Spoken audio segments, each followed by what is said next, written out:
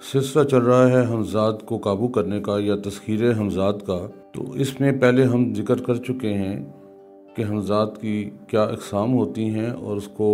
قابو کرنے کے لیے کیا پری ریکوزٹس ہیں اور کیا اس کے ابتدائی چیزیں ہیں جو ہمیں کرنی چاہیے یا احتیاط کرنی چاہیے، اور یہ کہ عمومی طور پہ رہنا چاہیے اس حوالے سے تیار کہ جب حمزات ہمارے سامنے آئے تو ہم نے اس سے کیا شرائطیں منوانے کی کوشش کرنی ہے۔ لیکن ابھی ہم سب سے اہم چیز کی طرف آ رہے ہیں اور وہ ہے حصار۔ جس وقت آپ نے حمزات کو قابو کرنے کے لیے بیٹھنا ہے تو اپنے آپ کو کسی بھی نقصان سے بچانے کے لیے اپنے ارد گرد حصار قائم کرنا ہے۔ ویسے تو حصار کے لیے بہت سے عمل موجود ہیں یا بہت سے حصار موجود ہیں جسے لوگ کرتے ہیں،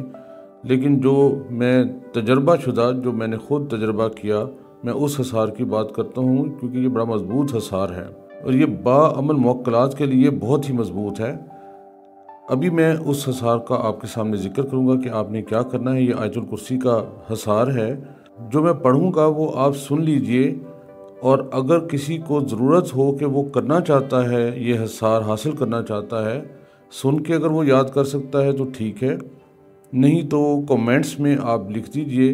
کہ آپ کو درکار ہے تو آپ کو دے دیا جائے گا، ہم لکھ دیں گے اس میں کمنٹس میں، لیکن صرف اس صورت میں جو ہم سے طلب کرے گا ایسی صورت میں۔ کمنٹس میں آ کے طلب کر لیجئے گا، آپ کو اس کا لکھا ہوا ورژن مل جائے گا۔ اچھا، اس عمل کو کرنا ایسا ہے کہ عمل سے قبل 3 مرتبہ پڑھ کر انگشت شہادت کی انگلی پر دم کیجئے یا چھری لے کر اس کے اوپر دم کریں اور اپنے ارد گرد ایک دائرہ لگا کے اس کو حصار باندھ لیں، پھر 3 مرتبہ پڑھ کر اپنے اوپر دم کر لیں۔ اس کے بعد حصار کے کلمات کچھ اس طرح ہیں: اقسمت باللہ العلی العظیم اللہ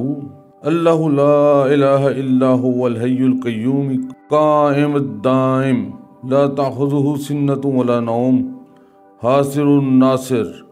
لہ ما فی السماوات وما فی الارض نادر قدیر علی کل مخلوق من ذا الذی یشفع عندہ الا باذنہ کریم رحیم یعلم ما بین ایدیہم وما خلفہم لا خلاف ولا قذاب جبار غفار ستار ولا يحيطون بشيء من علمه إلا بما شاء الله الرحمن الرحيم وسع كرسيه السماوات والأرض ولا يؤوده حفظهما وهو العلي العظيم حافظ حفیظ رقیب وکیل ناصر نصیر یا اسرافیل۔ تو یہ حصار ہے، بہت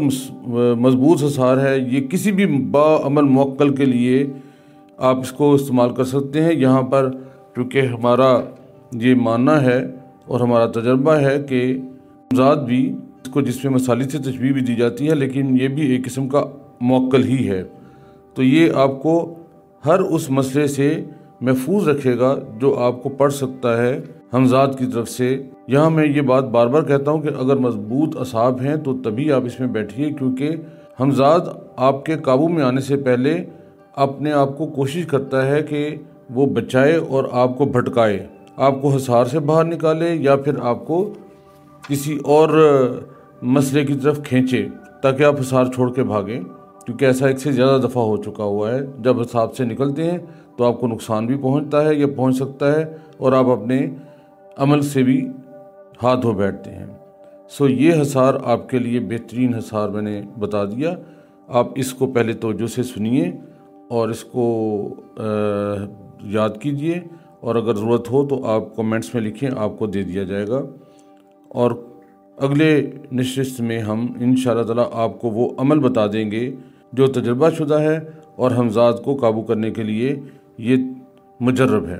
اللہ تعالی ہم سب کا حامی و ناصر ہو۔ خدا حافظ۔